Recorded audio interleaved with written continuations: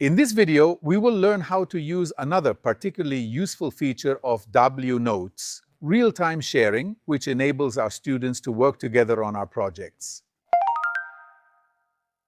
Let's begin from an even earlier stage. I have prepared a sentence for the students to translate on my Dabliu book, and I wrote it using Dabliu Pen Plus beforehand. At this point, you can clearly see that the book has already been synchronized there. I tap on the three dots and request real-time sharing. Can you see what is happening right now?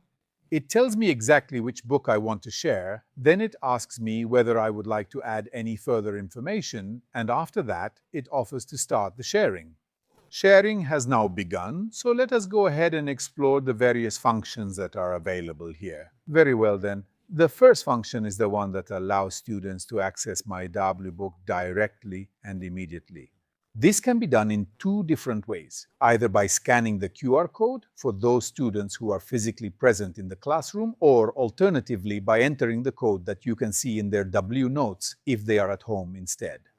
Once I have closed the sharing of either the QR code or the access code, I then take a look at the dashboard to see precisely how many students are connected. As you can see, both my own account and this particular student's account are shown there.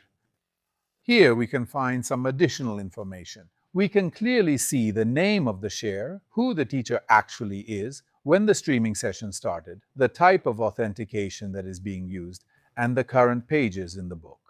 The fact that we are able to receive a notification at the exact moment a student joins or leaves the streaming session is important because it helps us to realize that there might be a problem, or it enables us to see that a student who was perhaps struggling to connect from home has actually managed to connect. And after that, another very important thing is that I can decide to show the subtitles for the streaming session.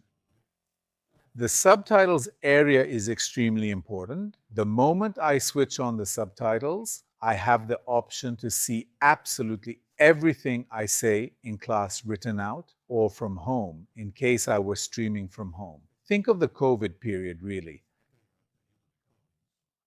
Now, if all of my students speak Italian really very well and fluently, there is no further issue whatsoever. But if I were to have some specific need, such that it would actually make good sense for my students to be able to translate the subtitles, then I could allow them to translate those subtitles for themselves. Now, as you can quite clearly see, if I were to decide to speak in a language other than Italian, I could choose English, Spanish, and so on. Okay, but this actually concerns the language that I am currently speaking at the moment. If I switch on the translated subtitles, it is the student on their own individual device who is able to see those translated subtitles in real time in whichever language they happen to prefer. If you happen to have any doubts whatsoever about your school's internet connection, perhaps because a student is having difficulty getting logged in, and you know this can sometimes occur with applications that synchronize online, you can simply tap the Wi-Fi symbol in order to be informed whether the connection is working properly. If not, you can step in by calling the technician so that he can sort it out. This button enables editing for those who are currently connected at this time. Now, one important thing. As teachers, we won't actually be able to see the outcome of this editing. That is, what the students really write in their own version of Dabliu Notes in their notebook. Okay, not until we decide to specifically select them. So how? By tapping on the student list and then selecting, as well as clearly highlighting, a particular student simply by tapping directly on their name. At this stage, what we are now able to see is no longer our own file, but instead the student's one. And the student clearly is this one. So if I were to ask my student to underline for me the past participle of the ablative absolute in this sentence, I should shortly see the first word being underlined.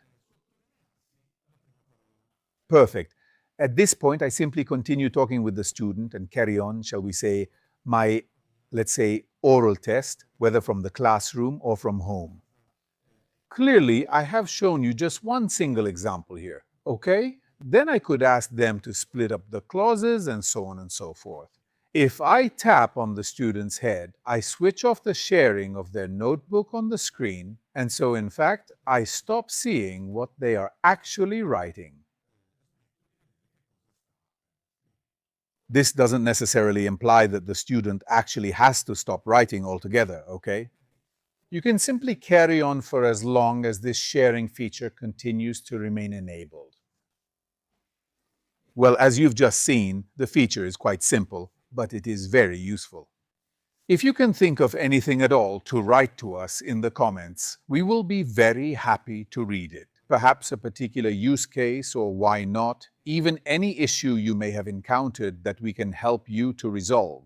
See you in the next video.